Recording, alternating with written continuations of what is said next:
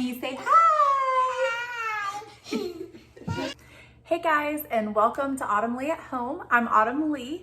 Today we are going to be making some crusty bread as well as a vegetable soup. Now that it's harvest season, I know some of you guys have your own gardens, but even if you don't, this is a great way to hide vegetables for your family and to get a good amount of vegetables in. So my plan is to try to get all of these vegetables, or at least a good bit of it, into a vegetable creamy soup that we've made in the past. And on top of that, we are gonna do a dinner plus one. What that means is I'm hoping to make enough at one time to make 2 meals.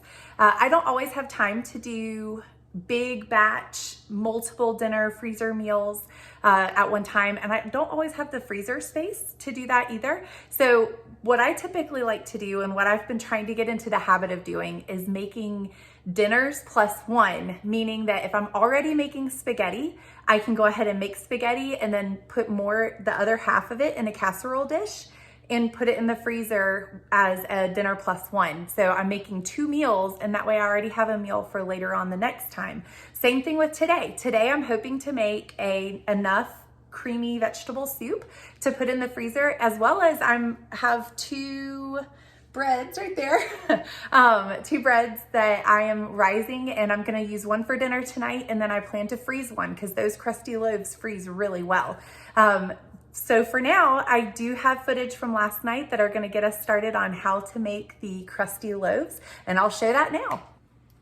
Hey guys, so it's the night before, and I'm just whipping together my bread recipe for our crusty loaf, and it only takes minutes. It's not long at all. It only has 4 ingredients, and so I'm gonna go ahead and throw that together really quick, and I'll show you how to do it. So this is 1.5 cups of warm water, and I'm actually making 2 loaves of bread because I want to stick one in the freezer possibly. And there's another 1.5 cup of water, warm water, and then you want to do 3 1/4 cup of flour. I'm using bread flour, however, you're welcome to use all-purpose flour as well. And then here's my 1/4 measuring cup.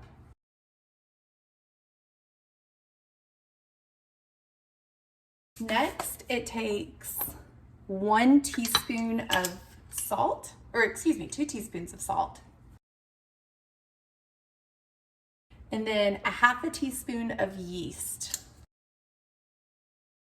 And we're doing all of this the night before so that we can allow it to rise. We want it to rise for at least 12 to 18 hours or so. And that's really the trickiest part about this bread, is just getting your timing and kind of getting prepared ahead of time and planning it out. This is my 1/2 teaspoon of yeast. All right, let me go grab my Danish whisk, but you can use another whisk or a spoon even. This is a Danish dough whisk. And it just allows you to mix everything together a little bit easier for dough. You don't have to have this though, this just helps. And what we're looking for is, we don't want everything to be incorporated. You want it to look like a shaggy dough. So not all the dough is gonna be mixed in together, not all the flour is gonna be mixed in. And I'll show you what that looks like here in a second, once I get them both kind of mixed in.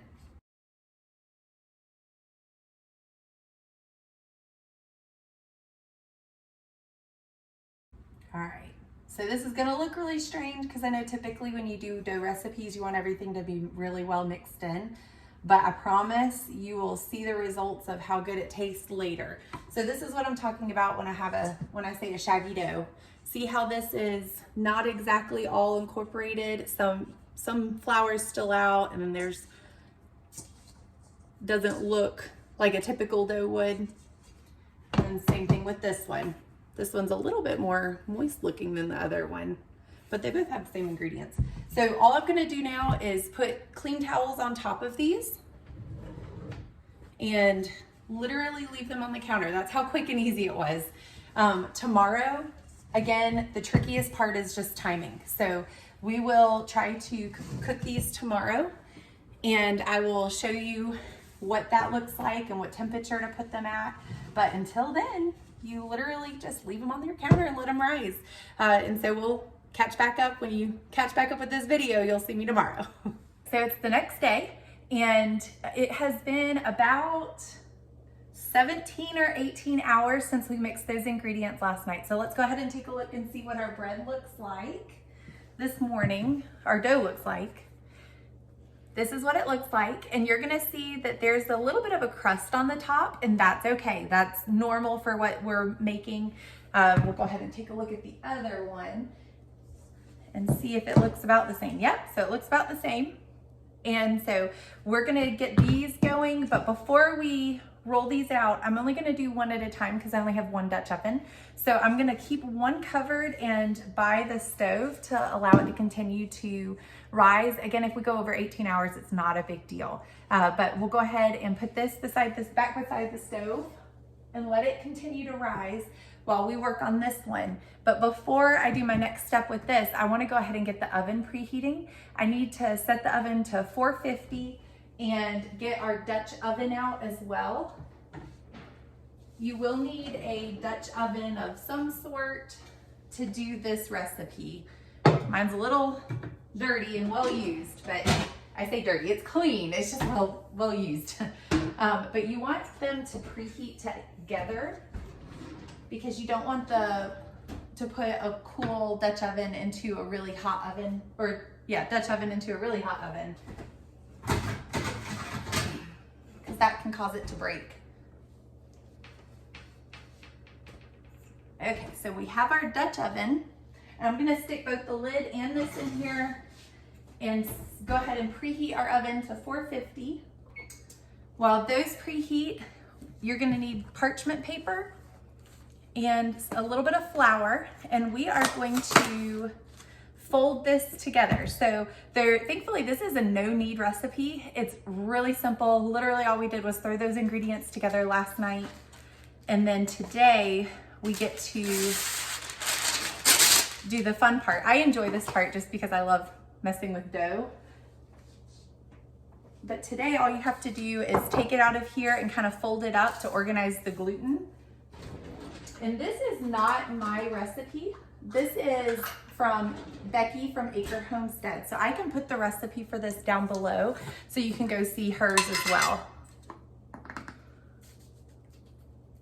But this just happens to be what we're making tonight to go with the vegetable soup, because they go really well together. And sometimes if I get really adventurous, we'll make enough for the family to have bread bowls, but we're not doing that tonight because I want to have one for the freezer. I want to be able to put one in the freezer. So I just sprinkled some flour. You can just use all-purpose flour or more bread flour, either one. And I'm going to sprinkle it lightly on top just to make it a little less sticky. And then all you've literally got to do, and if you need to add a little flour, this one I think was the one that was a little bit wetter than the other. It's gonna get a little messy, but all you literally want to do is take it and kind of take pieces up and bring it up to the top and pinch it. So take it, bring it up, pinch it, and you can rotate it, bring it up, pinch, bring it up and pinch it. And what this is doing is organizing the gluten.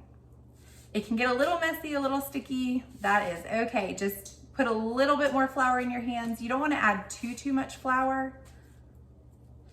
And you want to do this until you feel it start getting a little tighter. You're going to feel the ball getting a little more snug and tighter together, and have a smoother bottom.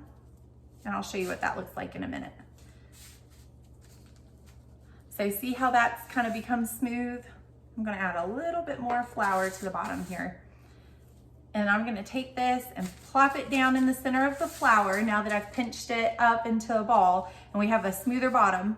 And then I'm going to take this parchment paper and put it back in the bowl that I was just using and let it sit by the stove where it's kind of warmer, and let it rise for another 30 minutes while our oven is preheating. And while we're waiting for this to rise, we can go ahead and get started on our vegetable soup. So my goal for the vegetable soup is to I would like to steam the vegetables first. and that way we can puree them. Last time I made this soup, it turned out great, and my family said that they loved it and they would eat it again. However, they said they would like it even more if it was creamier versus it had a little bit of a grainy texture, just because I had chopped the vegetables into really fine pieces, really small pieces using a blender, or not a blender, but a little handheld chopper.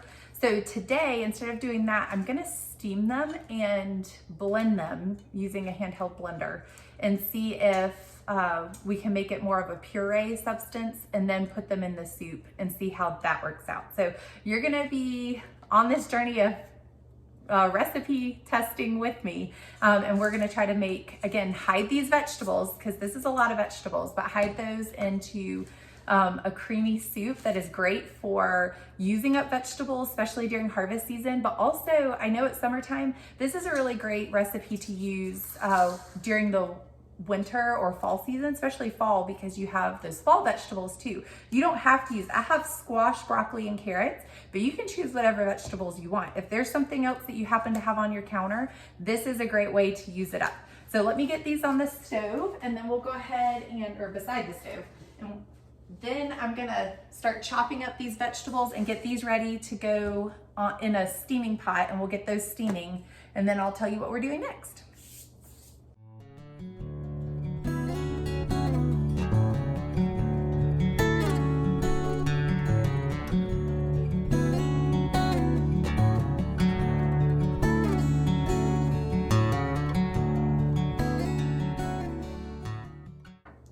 Get this all to fit. So I didn't cut these up in any special way. I just cut them up to all be about the same size, because really the goal is just to steam them and get them soft enough to make it easier to puree. And once this is done steaming, I'm just gonna puree it and then sit it aside until our soup part is ready. But we need to make a roux first, and I'll show you how to do that. I have my pot here, and we're gonna make the roux now. While these are steaming, I have to wait for that, and I'm still waiting for the oven to warm up, the Dutch oven, as well as we need to let the bread rise still. So in the meantime, so we're not losing time while all of that is going on, we can go ahead and get started on our roux. To make a roux, you need even parts butter and flour. I'm kind of making a double batch just because, again, I wanna make dinner plus one. Since I'm already dirtying all of these dishes, I wanna go ahead and utilize my time and my dirty dishes. So I'm making more than one meal at a time. And that way I can eat one tonight and stick one in the freezer. So I'm gonna go ahead and get the butter melting. Once the butter is melting, I'm gonna start adding my flour. I'm just using all-purpose flour, and I did go ahead and dice one of these, just one onion, and using this, it chops it really fine. You can do it to taste. If you like a lot of onion flavor, you can do more onion. If you don't, you can do less onion. Once the flour and butter are combining, I'm gonna add this. We don't like the big chunks of onion, so that's why I use this. It just chops it really fine, and it makes it really small. And then it can cook down even more once it's in the soup. So it makes it really nice. We still get the onion flavor, just not the big chunks of onion. So this is starting to melt, and we want, once it's melted and I add the flour, I wanna let it kind of cook the flour taste out. That's what makes the roux. And by doing that, you have to let it sit in here for about a minute or two once it's all combined. And that way it kind of gets that pasty flour taste out of it. We don't want that. So it starts turning like a little bit brown. You just don't want it to burn. So I'm gonna go ahead and add 1 cup, because I did 2 sticks of butter. Each stick is half a cup of butter. I'm gonna add 1 cup of flour, a little bit at a time, kind of stir it in. It's gonna get pretty thick, and that's okay. That's what you're planning to see, is it to become pretty thick. And again, you wanna make sure that you're cooking the flour down so you don't get that floury taste. So I'm just gonna keep stirring this because I don't want it to burn. And I'm gonna let it cook for about a minute. And then we can add our cream. You can either use half and half, or I have heavy cream, so that's what I'm gonna use, and I'm gonna mix it with milk to make half and half. And I'm just gonna use a whole carton of the heavy cream, and again, mix it with the milk. I do have homemade chicken broth right here as well, and I plan to add that too once we get it going a little bit more. And that way it just adds a little bit more flavor. It gives it another level. If you have a can of chicken broth in your pantry, throw that in. This is kind of a fun recipe where you get to use just whatever you have and throw it in a pot. The biggest part is making the roux and making sure you get it started well. And once you do that, then you can throw all kinds of other things in it. Okay, I'm gonna go ahead and add my onions so they can start cooking down too while the roux is cooking. Okay, so somebody came to the door, so I had to answer that really quick. And this almost burned, but I think hey Google, stop timer. That's the alarm for our bread. But I think we're able to, I don't think it got burnt. So I think we actually are perfect. See how nice and thick that is? And it was able to kind of cook down, as well as the onions were able to cook. So we're gonna go ahead and add the heavy whipping cream. And this is 1 quart. And I'm just eyeballing the milk. It doesn't have to be exact. And then we're gonna let this come to a boil. And while this comes to a boil and kind of cooks down together, I'm going to get started on the bread. While that comes to a boil, we get to actually design our bread, which is one of the things that I enjoy about the bread. It's risen for about 30 minutes. And again, this is something you don't have to do. I have this little, it's supposed to go on the end of a rod, but it's easier for me to control it if I don't have it on the end of the rod. So this is what I use. It's a little razor. It just allows me to put a pretty design in the loaf of bread. You can also use a really sharp knife, and that also will allow you to put a pretty design.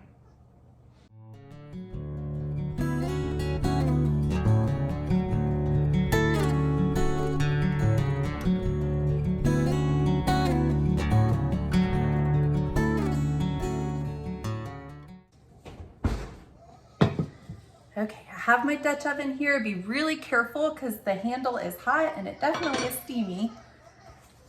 And I gotta go get my little one. I hear her crying. So I'm gonna get this stuck in the oven real quick and then go get her. Remember to always have your mitten on the handle. Never wanna touch this because it will burn you. It is very hot. And we're gonna put this Dutch oven back in the oven for 30 minutes with the lid on. And then we want to do it another 15 minutes without the lid. These look good, definitely steamy. So I'm gonna puree these. Again, last time I used the chopper that I used for the onions that I showed you, and it just gave the soup a grainy texture. The taste was fantastic, but the texture, we thought we could maybe do better. So we're gonna try pureeing it this time.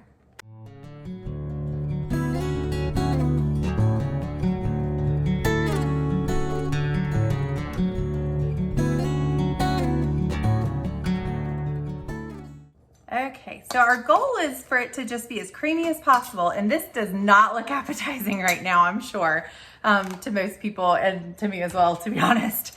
But once you get it in the soup, you're really going for flavor and to hide these vegetables. So we steamed them, we're pureeing them. You can use a blender if you would rather, or if that's what you have, use what you have. And I'm gonna go ahead and get these into the soup and let it all just slowly simmer together. Our roux is finished. It started boiling, I turned it down. It's now just simmering. So I'm gonna get these in there so that all the flavors can combine and these can cook down even further into the soup. I am gonna maybe add a little bit of the homemade chicken broth, just to add a little bit more flavor. That all depends on what you want.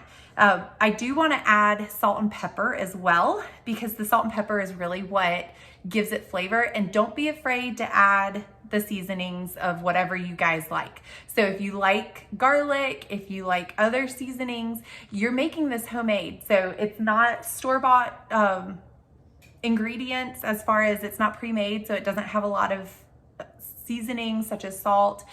So don't be afraid to add it because that's what's going to be giving it flavor as well. So we have our roux here that has become very creamy. We added the heavy whipping cream and the milk, and it is nice and thick now. This is what we want to see. So see how thick it is? That is great. So now we're going to add the vegetables and let those all cook down and simmer together. That's what gives it a lot of flavor. I'll go ahead and add salt and pepper as well to taste. So there's not exact recipes with all this. I did 1 squash, a head of broccoli, and a bag of baby carrots. And again, I know it doesn't look appetizing now, but the goal is to hide the vegetables in the soup so that other people still get the vegetable servings, but maybe don't have to know how many vegetables you put in there. Especially with kids, this is one of my ways of getting kids to eat even more vegetables. And it's very thick, so I know this is going to be simmering for a little bit. So to lighten it up, I could either add more water, milk, but to add even more flavor, which is the goal, is to make it nice and tasty and flavorful, I'm going to be adding the homemade chicken broth. Now, do not make my mistake of what I did. I made these and stuck them in the freezer, but I guess I didn't let the jars cool all the way before sticking them in the freezer. And out of like 9 jars, I broke almost all of them. So don't do that.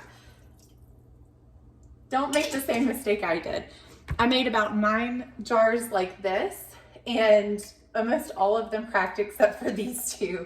So, you know, you live, you learn. I've learned my lesson. I'm not gonna do that again. I'm not gonna add all of this one because I wanna see where we are as far as thickness. And I know that one still had a little bit of ice in it. That's gonna cool it down, so it's gonna have to cook down some too. And I'll show you all those vegetables that looked really gross because we were pureeing them together have blended in, and it's giving it a nice texture, a nice look. It has a nice creamy look to it. So even though it looked gross while we were pureeing them together, once this is completely finished, it's gonna be a lot better. It's gonna be much, much better. So I'll show you what it looks like here in a moment, but for now, we're gonna let these simmer, and you can even add cheese, you can add bacon, have fun with this. This is just use what you have available. And again, we're doing dinner plus 1, which is even better because I get so tired sometimes. I work 2 days a week, and I know most of you guys out there are full-time working parents, and this is a way to get another dinner in the freezer. And you can cook one for the meal. Like if you happen to have extra time on a Saturday and you're cooking dinner, go ahead and make enough for a dinner plus 1. And then on a busy night, all you have to do is pull it out of the freezer. So when we're done, I'm gonna let this cool all the way down, and then I will put it in a gallon Ziploc bag or some kind of container that's okay to go in the freezer. And then you'll have dinner for another night. So I'll have a whole nother thing of soup and a whole nother loaf of bread, which also freezes really well.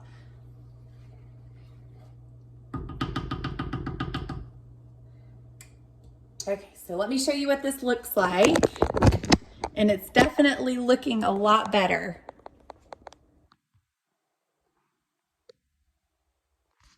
See that creamy texture? Whoops, if I don't break my other jar.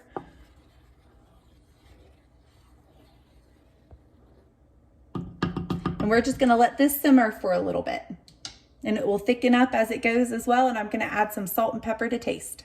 All right, so this is a tablespoon, but I'm not gonna add a full tablespoon of salt. I'm just gonna add more like a teaspoon. This is just what I have available.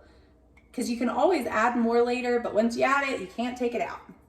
And I know the chicken broth that I made homemade, I did add salt and pepper to that as well. So I don't wanna add too much salt first. I wanna wait and see what it tastes like after adding the chicken broth as well as the cream, the heavy whipping cream. And if we need to add more salt later, we can. I'm gonna turn this to low and put the lid on, and we just wanna let it simmer. That's all we want. You don't want it to burn. We just want all those flavors to combine and make it nice and tasty for later. You do wanna stir it occasionally. You don't wanna leave it sitting on the stove all day. and not stir it, because the bottom could burn, and we definitely, after all that work, you don't want to do that. So I'm going to go ahead and work on cleaning up the kitchen while we finish up and get ready for the bread to be done. Soon all we have to do with the bread is take the lid off. We have it in the oven at 450 for 30 minutes. And once it's 30 minutes is up, we open the oven, take the lid off, and let it stay in the oven for another 15. That's what's going to give it the nice crusty layer on the outside. And that's one loaf. We'll have to do it again for a second loaf. So that's the only hard part about that crusty loaf of bread, is the timing of it. Everything else takes minutes to put together. It's so easy, and everybody loves it. So it goes really well with soup as well. So I will link that recipe below. Again, this one's more of just kind of throwing together ingredients and recipe testing together. But if you're interested in it, I can try to type it up in the thing. Just put a comment below and let me know. And our timer just went off for our bread. So we're gonna take this and see what it looks like. As far as taking the lid off, we just wanna pull it out. And again, be really careful because it's really hot. And sit the lid here on the counter, and it's looking good. We'll push that back in, and we're gonna let this go for another 15 minutes.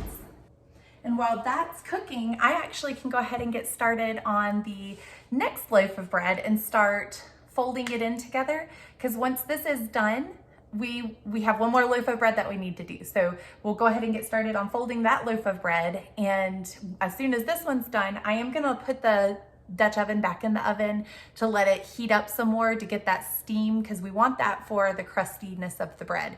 And when you pull it out, you don't want to cut into it right away, because if you do, that actually can make it gooey later on.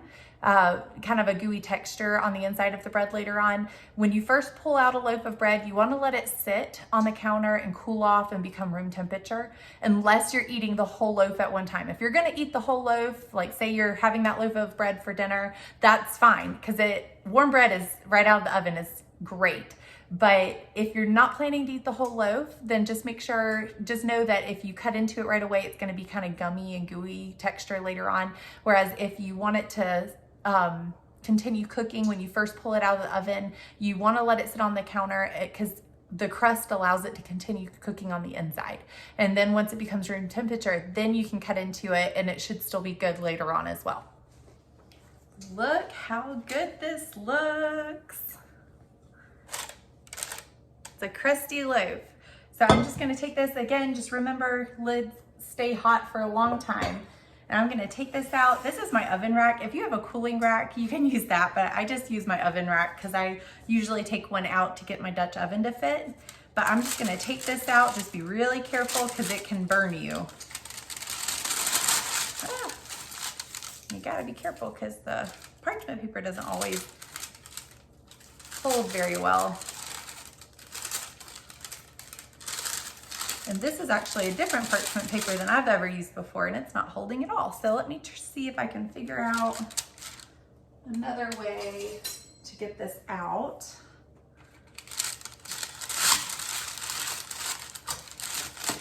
Because that parchment paper did not hold up.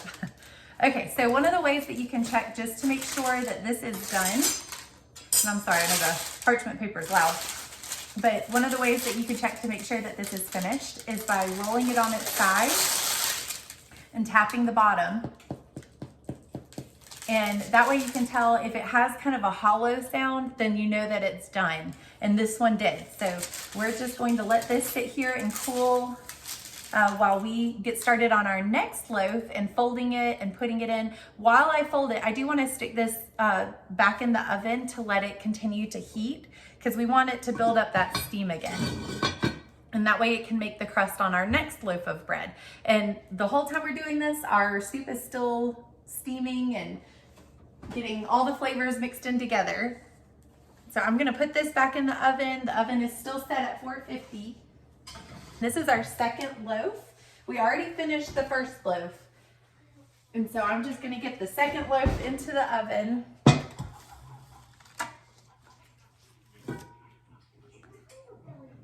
And let it cook for 30 minutes with the lid on.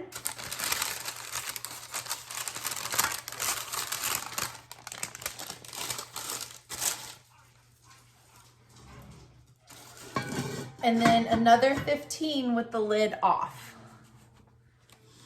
And this one I remembered to put the flour on beforehand.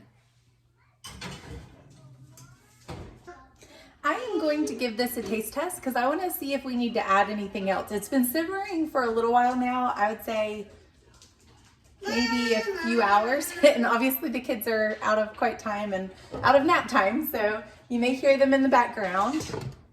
But I just want to give it a good stir and get a little bit of a taste and see if we need to add any salt or pepper or anything else.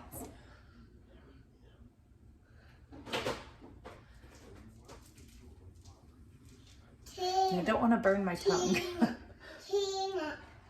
Uh-oh.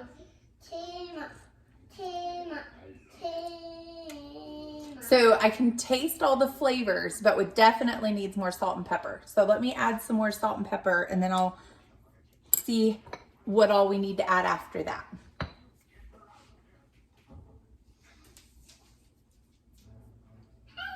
We made a large pot, so I need to add like a good bit more salt. I think I was just underestimating. Hear my daughter singing in the background, or humming in the background. I think I underestimated how much seasoning I needed to add. Okay. Are you singing for us? Mm-hmm. I'm just giving it a good stir. It looks really nice and creamy, and it does have broccoli in it, so I don't know. Okay, just sit it right there. I'll get it. Thank you. It still has a little bit of a grainy texture, more than I was hoping it would, but I think that's just the fact that it has broccoli in it. If you don't want the grainy texture at all, then maybe just leave the broccoli out. But this is a good one to use, like even in the fall, you could add butternut squash or sweet potatoes or just any flavors that you want to try. Let's see if that did the trick.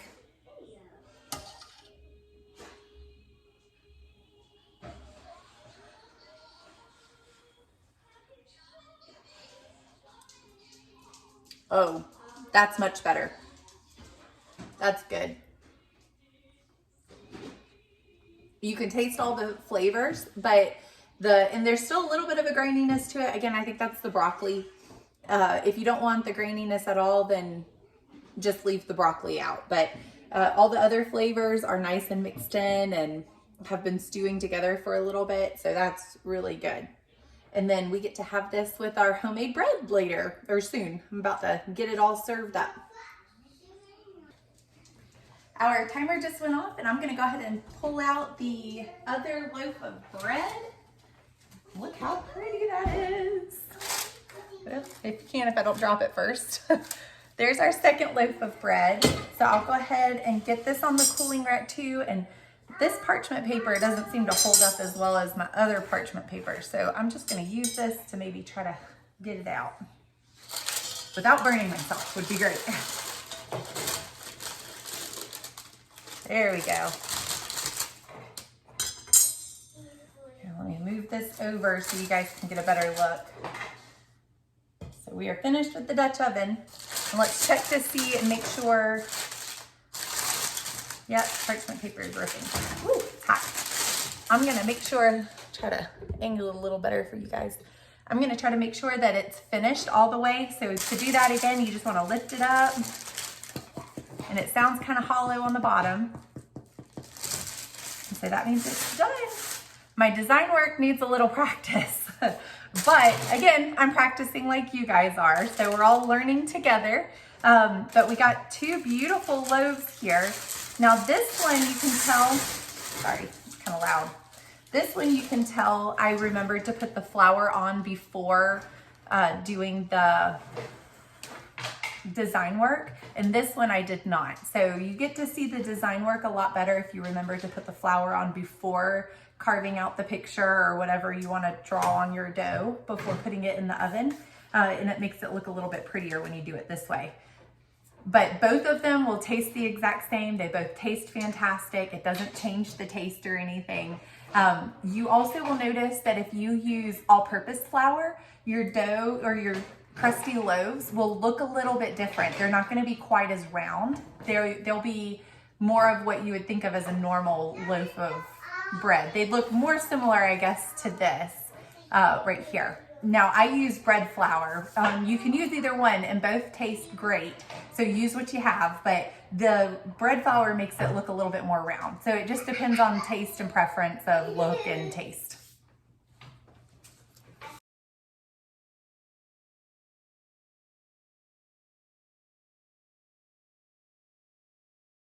And this is what the finished product looks like.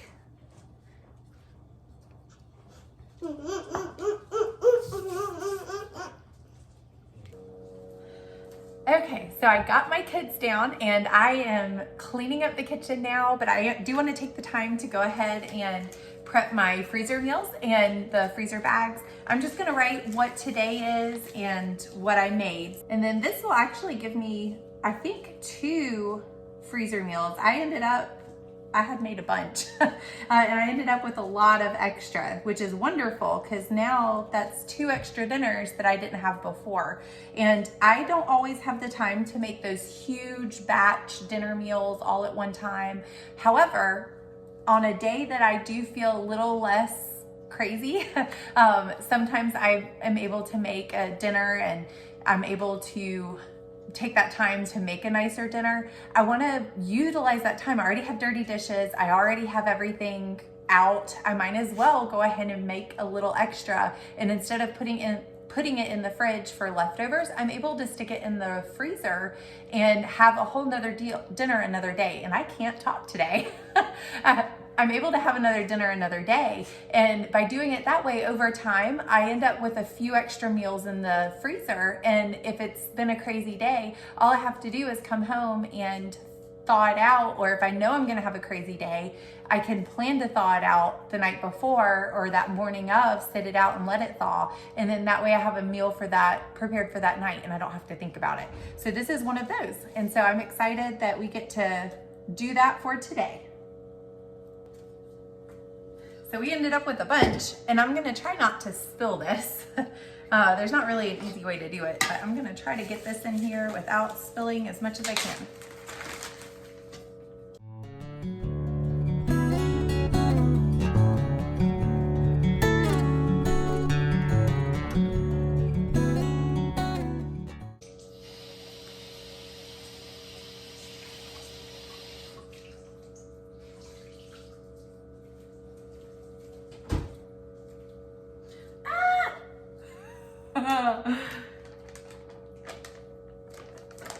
Well, there goes some of it.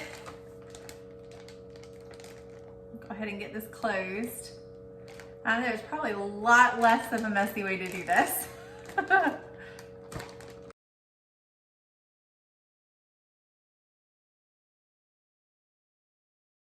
Okay, I think I got most of the mess cleaned up. I'm sure you guys saw that in slow motion. I just want to take this time to say thank you so much for joining me today as we made dinner plus one. I hope that method helps your family. I don't always have the time to make huge batch multiple dinner freezer meals from scratch at one time, and I don't always have the freezer space. So I hope that this method maybe helps your family as well, just like it helps mine, but allowing you to make a dinner from scratch on a day that you maybe have a little more time. And by making a bunch at one time, you're not dirtying extra dishes. They're already dirty, and you can take some of that part of that meal, and instead of putting it in the fridge as leftovers, you can put it in the freezer as a whole nother meal another night. And it gives you an opportunity to have a cooked at home ready meal for another night. You could do it with spaghetti, you could do it with other pasta dishes, casserole dishes. There's many options that you could do that with. Marinating meats, you could do it with soups, all kinds of ideas.